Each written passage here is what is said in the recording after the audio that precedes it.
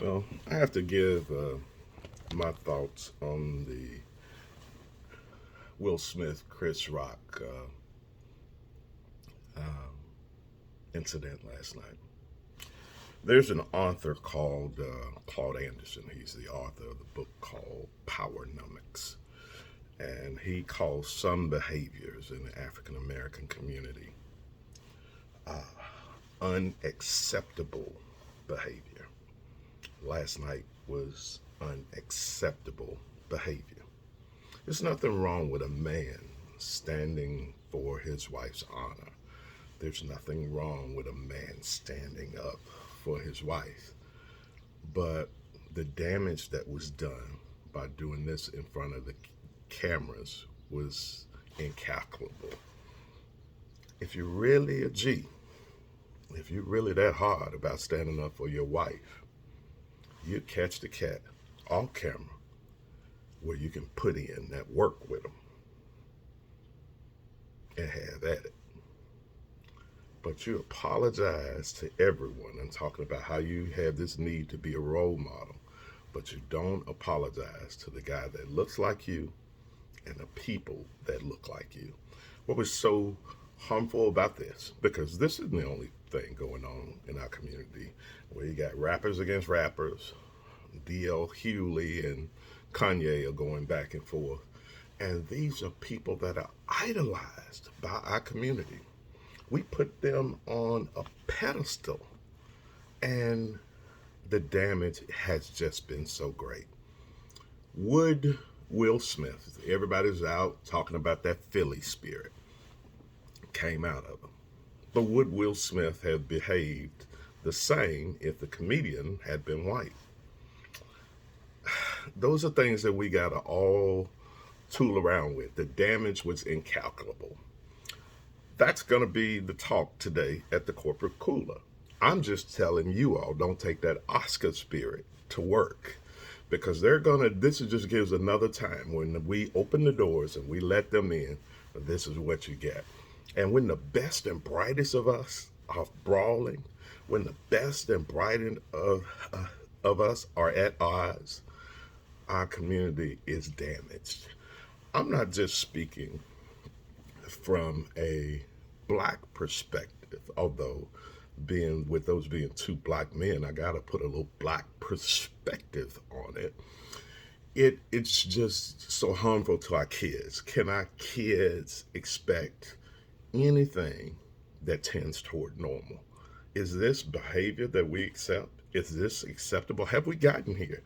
What happened to the stuff that Big Mama taught us back at the house way long time ago?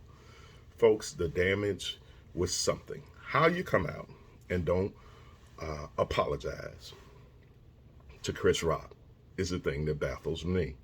How you don't apologize to the masses of black America, because it seemed like he was apologizing to the people that write the big checks last night. The second thing is Jada Pinkett Smith is still a good looking woman with alopecia. Who said that a woman can't be beautiful with alopecia? I think the problem we need to fight are the beauty standards that have become so aggressive and so traditionalized in this moment. Will, I loved you. Chris, I like you. But let's stop this. First of all, say, who's scared of old Chris Rock? Okay, he's a comedian. Okay. A little scrawny comedian. A little scrawny comedian that's worth a couple $100 million. I'm sure he wasn't at the Oscars alone. I'm sure there's a big body somewhere near him to protect him most nights. So this could get way out of hand.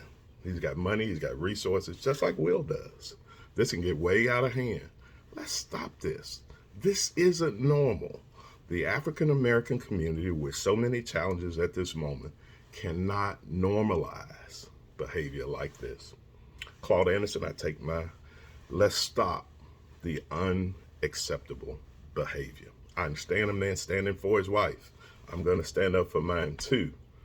But there's been times, I once saw a guy on Beale Street, and a guy challenged his honors by pulling on the guy's wife.